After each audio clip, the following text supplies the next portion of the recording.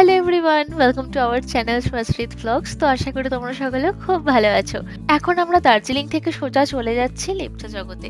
আর লেপচা জগতে গিয়ে আমাদের আগে থেকে বুক করে রাখা হোমস্টেতে হালকা ফুলকা লাঞ্চ করে দেন আমরা চলে যাব সোজা নেপালে। লেপচা জগতে আমরা যে হোমস্টেটাতে ছিলাম সেই হোমস্টেটা সম্পর্কে একটা ডিটেলসে ভিডিও বানিয়েছি, লিংক ডেসক্রিপশন বক্সে দেওয়া রইল, তোমরা গিয়ে চেক করে নিতে পারো। আর নেপালেতে আমরা যাব পশুপতিনগর মার্কেটেতে। তো চলো ভিডিওটা শুরু করা যাক। আর তোমরা যদি এই চ্যানেলে নতুন হয়ে থাকো প্লিজ চ্যানেলটাকে সাবস্ক্রাইব করতে ভুলো না।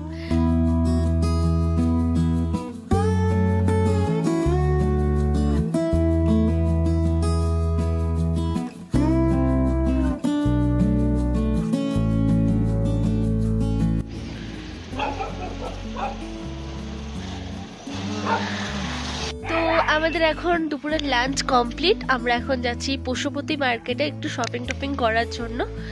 তো এখানেতে ঝটপট এসে আমরা লাঞ্চ সেরে নিয়েছি। আর এই যে সামনে এটা হচ্ছে আমাদের হোমস্টে। লেপচা জগৎ থেকে নেপাল যাওয়ার পথে একটা বিশাল বড় মার্কেট পড়ে। এখানেতে অনেক ধরনের দোকানপাট, কাঁচা সবজি, ফলমূল সব কিছু পাওয়া যায়।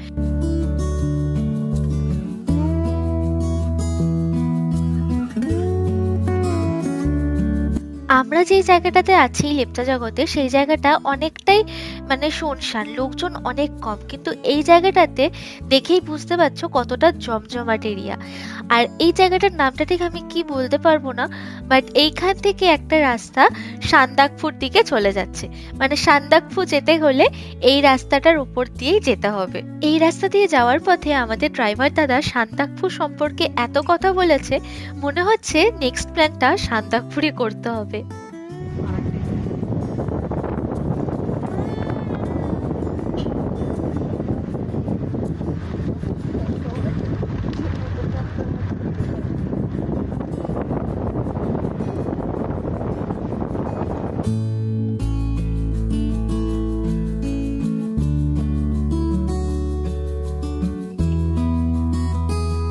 এই লেপচা জগৎ থেকে নেপাল যাওয়ার রাস্তাটা কিন্তু খুবই সুন্দর।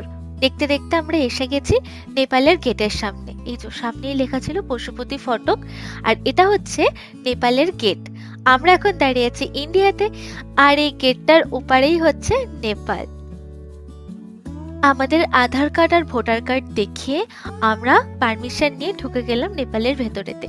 এই গাড়িগুলোই আমাদের নিয়ে যাবে পশুপতিনগর মার্কেট অবধি। এই গাড়িগুলো আমরা রিজার্ভ করেছিলাম 300 টাকা দিয়ে।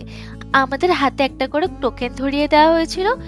আমাদের শপিং হয়ে গেলে ওইখানেই গাড়ি স্ট্যান্ড থেকে আবার কোনো একটা গাড়ি আমাদের এই নেপালের গেটের সামনে ছেড়ে দিয়ে যাবে। কোথায় আমরা দার্জিলিং ঘুরতে এসেছিলাম, সেইখান থেকে আমরা নাকি এখন একটা অন্য দেশে, ভাবা যায়।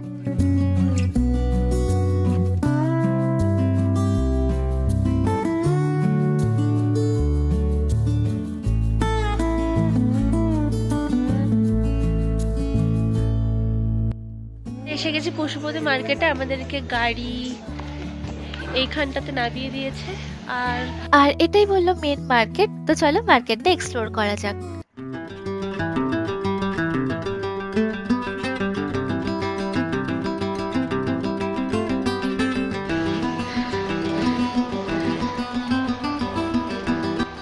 এই যে দেখো একটা দোকানে এসেছি, এখানেতে এরকম নেপালি কারেন্সি বিক্রি হচ্ছিল, বিভিন্ন ধরনের কয়েন ছিল, তারপর টাকা ছিল, আর এখানেতে আরো অন্যান্য শোপিস টোপিসও বিক্রি হচ্ছিল। ভাবছি এগুলো বাড়ির জন্য নিয়ে যাবো কিনা।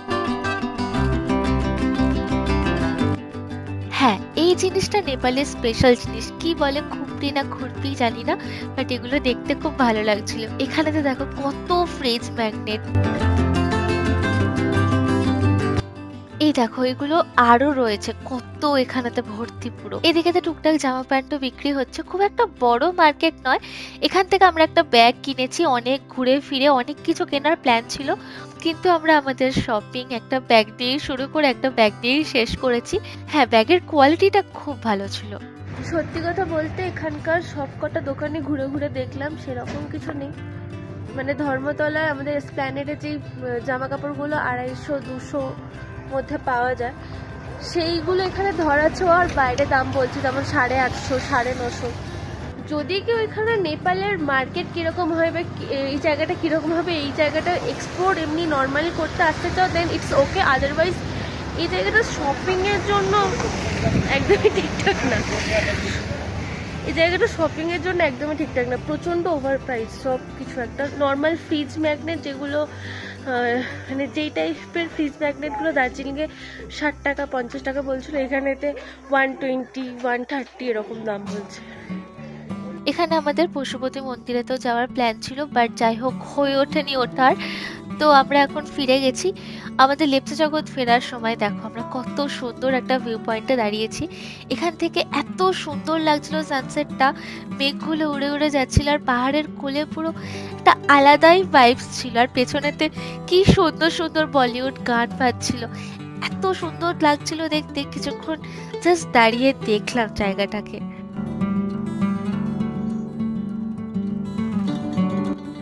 এরপর গাড়িতে উঠে আমরা হোমস্টেতে আসার জন্য রওনা দিলাম। আর এই সময়টাতে সন্ধ্যে নামছে, আর এই সময়টাতে অ্যাকচুয়ালি রাস্তাটা এত সুন্দর লাগছিল দেখতে। এই জার্নিটা সিরিয়াসলি পুরো মেমোরেবল। এই রাস্তাটা এতটা সুন্দর, তোমরা না গেলে বুঝতেই পারবে না। তো আমি এখন বসে আছি আমাদের হোমস্টের রুমের মধ্যে। তো আমরা এই পশুপতি মার্কেট থেকে ফিরলাম। সত্যি কথা বলতে ওখানে কিচ্ছু নেই, কিচ্ছু পাওয়া যায় না। এমনকি শুনেছিলাম ওখানে নাকি কসমেটিক্স সস্তায় পাওয়া যায়। মানে মানে বিশ্বাস করো, নিউ মার্কেট বা বড় বাজারে যেই সব ওই ম্যাক বা হুডা বিউটি যে নকল প্রোডাক্টসগুলো পাওয়া যায়, মাঝে মাঝে তো ওগুলোও ধরা যায় না যে ওগুলো নকল কি নকল। বাট এইখানেতে পুরো একদম মানে প্রপারলি বোঝা যাচ্ছে এগুলো নকল জিনিস পুরো বিক্রি করছে। আর কসমেটিক্স, সেন্ট, এইগুলোর জিনিস তো ছেড়েই দাও, জামা কাপড়ও তো হাতিয়ে দেওয়া যাবে না। মানে নর্মাল জামা কাপড়গুলো যেগুলো ধরো মানে মানে যেগুলো ধরো নর্মাল বটম ওয়্যার, আমাদের কলকাতায় যেগুলো 250-300 মানে একদম বেসিক, ওইগুলো এখানেতে সেম কোয়ালিটি, ওর থেকে পুরোনো পুরোনো জিনিস লাগছে। আরো ওইগুলো দাম বলছে 800, 950, কখনো কোথাও কোথাও আবার 1000, 1100, 1200, মানে চাতা লেভেলের একদম দাম। আর তোমাদের তো বললাম এই ফ্রিজ ম্যাগনেট যেরকম কোয়ালিটির গুলো আমরা দার্জিলিংয়ে 50 টাকা 60 টাকা 70 টাকায় পাচ্ছিলাম, এইখানে তো মানে এই নেপালের এখানে তো গিয়ে ওইগুলো মানে 110, 120, সরি 110, 120, 150, মানে যা তা দাম চাইছে একদম। এই মার্কেটটার এত নাম শুনেছি, আমরা তো প্রচন্ড এক্সাইটেড ছিলাম যে যাওয়ার জন্য, ওখানে শপিং করবো। আমি তো এক্সট্রা করে একটা ব্যাগও নিয়ে গেছিলাম। বাট ওখানে গিয়ে এতটা মন খারাপ হয়ে গেছে, মানে সব পুরনো পুরনো জিনিস, আর্টিফিশিয়াল জিনিস।